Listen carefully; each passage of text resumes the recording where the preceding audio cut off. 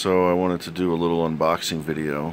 I technically already opened it, but here is the much anticipated Neptune Systems flow monitoring kit. Know your flow. You got some instructions here. 1-inch flow sensor, half-inch flow sensor, some unions, aquabus cables. They also gave me an option to get one accessory.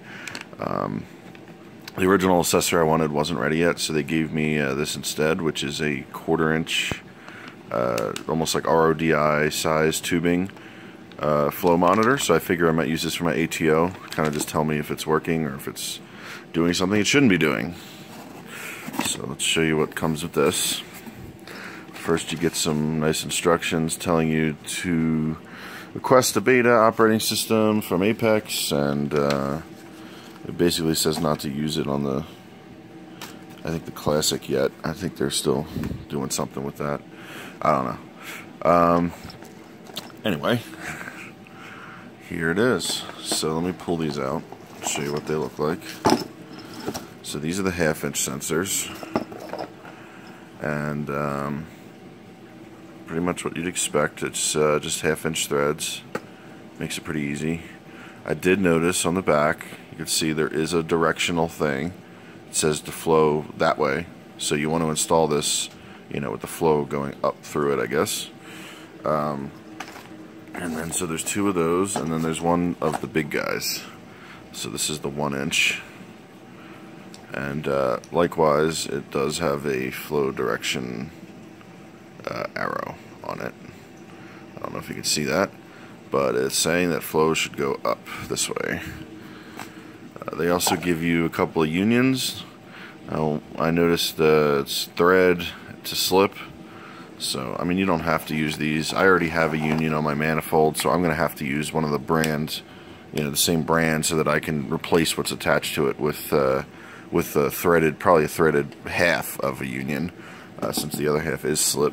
But I have all the parts to do that, so no big deal. They also gave you some half-inch thread to slip adapters, which I guess if you wanted you could screw onto these.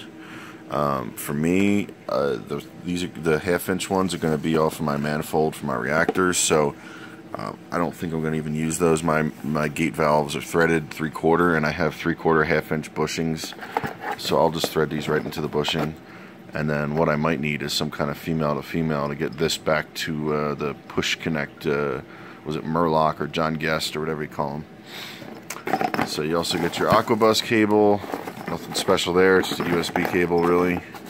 And then the all-anticipated, the Holy Grail, the FMM. So I've been waiting for this thing for a while now because of the possibility for it to do auto top-off features, although it sounds like that may that the initial release of this is just going to be for the flow parts. But you can see on the bottom you get 4 what looks like 1/8-inch jacks.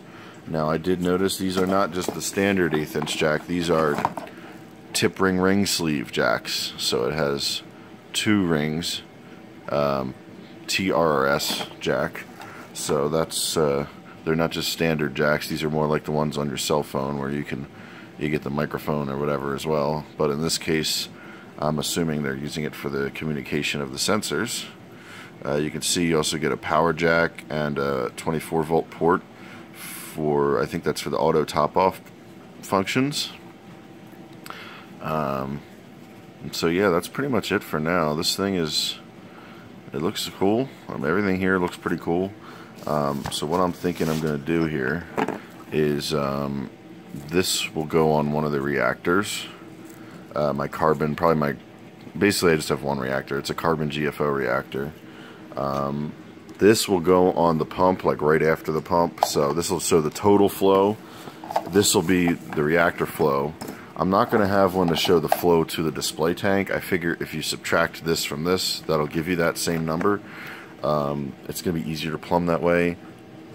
Don't have to take anything apart, don't have to cut anything. I'll be able to just replace some of the silicone hose that, you know, for vibration reduction. I have just a short piece of silicone that goes from the pump to the manifold, but then everything else is hard from there. So I'll just undo the union there, replace the union with a threaded half, and then thread this sucker into it. And then I need to debate if I'm going to put another union on here or if I might just put a barb fitting on here, because realistically I can unscrew from the pump side. It has a like a gasket that threads a little barb fitting onto the pump, pretty standard deal. So if there's already that on the other side, I don't truly need a union on the bottom. I really would just want this to thread into the bottom of a some kind of, preferably the threaded half of a union. So I just use the Home Depot unions, nothing special, so I'll just have to go pick up one or two and then steal a half. So that's pretty much it. Some invoicing, some bubble wrap, not much else to show you. They give you a nice little picture of all the stuff you get on the box. The box is pretty standard Neptune Systems looking box, and you know, it is the new form factor for the module. I know that they've gradually been switching all their modules to these gray cases with this little this clip that pops out, and you just kind of slide the module onto it. I think I have one or two modules like that now, but I still have a few of the old style ones too where it's just black. So yeah, they're gradually updating all their modules to the new style. Alright, that's my sort of unboxing, not really, because I already opened it, but just give an idea of what you actually get.